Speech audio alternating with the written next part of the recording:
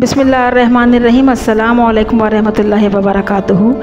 आज की वीडियो उस पोशीदा सच्चाई से जुड़ी हुई है कि जिसको आज तक दुनिया से छुपाया जाता रहा है और हमेशा की तरह मुसलमानों को उनके कारनामों, उनकी ज़िंदगी के मुख्तलिफ़ शोबों में मगरबी अक़वाम ने अपने सर पर सहरा सजाता रहा।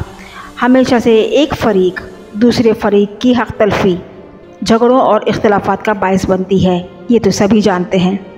फिर वो चाहे दो लोग ही क्यों ना हो, या दो अक़वाम क्यों ना हो, या दो फ़रीक क्यों ना हो।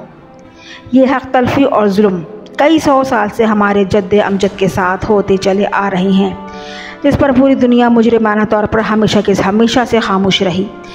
फिर वो चाहे हमारे मुसलमान साइंसदानों के कारनामे हों, या हमारे मुसलमान सिपह सालारों के फतूहात।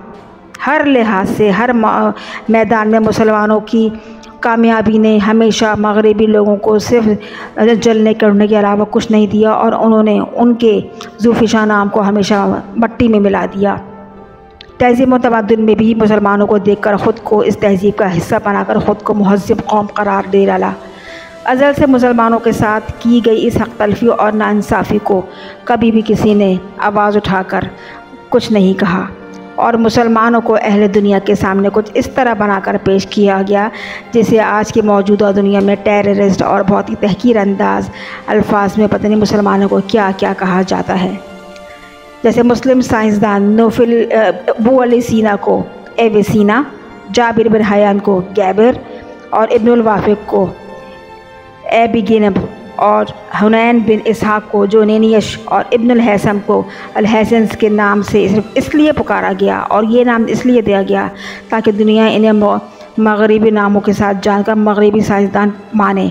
इसके अलावा बर्र-ए-आज़म अमरीका पर अपना पुख्ता हक़ तस्लीम करवाने की खातिर ये लोग अमरीकी तारीख़ की शुरुआत से 1492 ईस्वी यानी उस दौर से करते हैं जब क्रिस्टोफर कोलंबस ने अमरीका दरियाफ़्त किया था, जबकि हालिया दौर इस सफ़ेद झूठ को बड़ी बेबाकी से हमारे सिलेबस का हिस्सा भी बनाया हुआ है।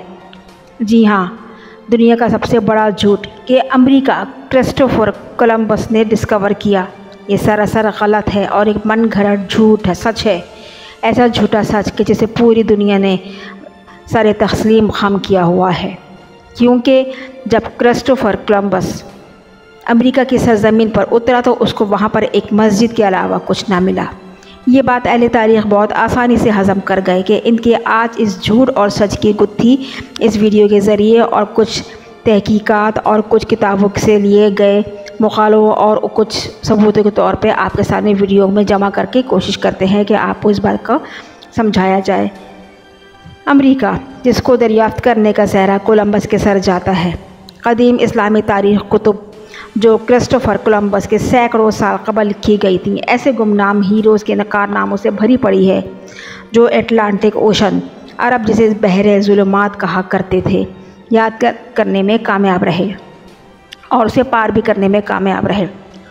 इस्लाम की आमद से कबल दुनिया में आबादी के हवाले से क़दीम यूनानी साइंसदान बिलतमियुस का नज़रिया काबिल कबूल समझा जाता था, जिसके मुताबिक ये दुनिया 4 हिस्सों में तकसीम थी और उसका सिर्फ़ एक हिस्सा आबादी पर मुश्तमिल था।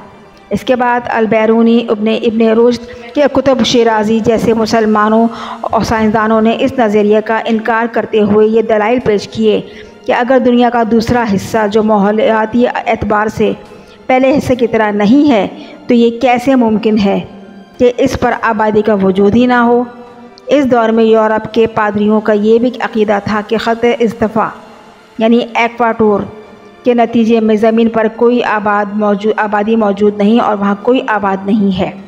चर्च के इस नज़रिए के इख्तलाफ और मुखालफत करने वालों को ज़िंदा जला दिया जाता, लेकिन मुसलमान जहाज़रां और सयाह ख़त इस्तफ़ा पार करके उस जगह आखिर पहुँच ही गए जहाँ आबादी तो मौजूद थी। इसके साथ साथ ये ख्याल भी दम तोड़ता दिखाई देने लगा कि दुनिया के दूसरे हिस्से में आबादी का वजूद नहीं, और उन्होंने ये प्रूफ भी किया कि दुनिया के दूसरे हिस्से में भी आबादी है और आबादी के निशानात भी हैं।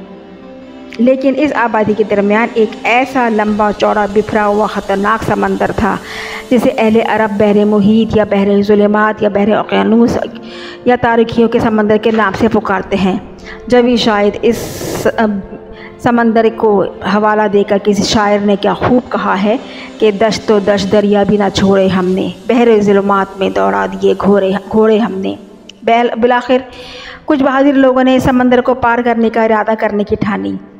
तारीख़ी हवालों से वो पहला शख्स जो बहरे ज़ुल्मात यानी अटलांटिक ओशन को पार करके बर्र-ए-आज़म अमरीका पहुँचने में कामयाब रहा, 8वीं सदी ईस्वी में स्पेन के शहर कुर्तबा से ताल्लुक़ रखने वाला मुसलमान सैयाह खशखाश इब्ने सईद इब्ने असवद था, जो खलीफा अब्दुल रहमान स्वयं में स्पेन की बंदरगाह पेलोस में मोरिश नामी जहाज़ लेकर बहरे ज़ुल्मात यानी बहरे ओक़यानूस को पार करने निकला था। वो स्पेन से काफ़ी अरसे गायब रहा। मुख्तसरन कई दिन कई रातों की ख़तरनाक समंदरी लहरों से निबरत आज़मा होते हुए वो बहरा ओक़यानूस के दूसरे किनारे जा पहुँचा। उसे इसने अर्ज़े मजहूला यानी अनजान सरज़मीन का नाम दिया और कुछ अरसे बाद बहुत सारे साजो सामान लेकर वापस स्पेन पहुँचा। ये वाक़या क्रिस्टोफर कोलंबस से 600 साल क़ब्ल मसीह का वाक़या है, जिसे मशहूर इस्लामी मौरख़ अल-मसूदी ने अपनी शोरे आफ़ाक़ तसनीफ़ तारीख़ अल-मसूदी में तहरीर किया है। खशखाश इब्ने अल-सईद की कामयाबी को देखकर दूसरे सैयाह भी इस अनजान सरज़मीन के सफ़र के इरादे पर निकले, जिसमें से अक्सर इस ख़तरनाक गहरे समंदर की बेरहम मौजों की नज़र हो गए और में से कुछ चंद एक कामयाब भी रहे। लेकिन इनमें से चंद एक मुसलमान तिजारती बहरी बेड़े अमेरिका जा पहुँचे थे, जो दरअसल साइबेरिया के रहने वाले थे और बहरुल काहिल यानी पैसिफिक ओशन पार करके यहाँ पहुँचे थे। उन्होंने अमेरिकी रियासत वेनेज़ुएला में मुकाम किया और बाकायदा तिजारत और ख़रीदो फ़रोख्त को फ़रोग़ दिया। इस बात का सबूत आपको 8वीं सदी ईस्वी के वो अरब सिक्के से मिलेगा जो वेनेज़ुएला के महकमा आसार क़दीमा में मौजूद आज भी हैं। लेकिन अगर सबसे पहले अटलांटिक ओशन यानी बहरा ओक़यानूस पार करने और अमेरिका दरियाफ़्त करने की बात की जाए तो वो मगरबी अफ्रीका के रहने वाले 8 मुसलमान नौजवान थे, जिनके जानने के लिए उनको ये जस्तुजू सवार थी कि आखिर इस अजीम समंदर के दूसरे किनारे पर कौन सी दुनिया आबाद है और कोई रहता भी है या नहीं। चुनाचे वो इस बहरे ज़ुल्मात को पार करने की गर्ज से निकले और रास्ते में आने वाली हर बड़ी से बड़ी दुश्वारी और समंदरी उतार चढ़ाव से खूब डटकर मुकाबला करते हुए अपनी मंजिल यानी अमेरिका पहुंचने में कामयाब हो गए। अहले अरब ये कहानी बहुत इनके लोक कहानियों में मशहूर है। अरब इन्हें फितनातुल मुहर्रिकीन यानी बाहिम्मत नौजवानों के खिताब से पुकारते हैं। इस वाक़े को इदरीसी और अल-मसूदी समेत कई मौरख़ीन ने अपनी किताबों में तहरीर किया हुआ है, जबकि माली के सुल्तान मानसा मूसा जिन्हें तारीख़ में दुनिया का सबसे अमीर तरीन इंसान करार दिया जाता है, इसके भाई सुल्तान अबू बकर अव्वल ने भी एक मरतबा अटलांटिक ओशन को पार किया था, जबकि दूसरी मरतबा वो वापस ना लौट पाया। इसी वजह से मानसा मूसा को माली का सुल्तान मुकर्रर कर दिया गया। ये वाक़या यानी क्रिस्टोफर कोलंबस से 2 साल पहले पुराना है, जबकि मशहूर मुफक्किर और स्कॉलर डॉक्टर यूसुफ मरू के मुताबिक माली के हज़ारों ताजिर अटलांटिक ओशन पार करके जमीका, वेनेज़ुएला और ट्रिनिडाद जैसे जजीरों में जाकर आबाद हो गए थे। इसलिए आज भी इन इलाक़ों में माली तहज़ीब व तमद्दुन का अक्स वाज़े तौर पर नुमायाँ दिखाई देता है, जबकि रेड इंडियंस के मकामी बोलियों में जा बजा अरबी अल्फाज का इस्तेमाल भी खूब अच्छी तरह नज़र आता है।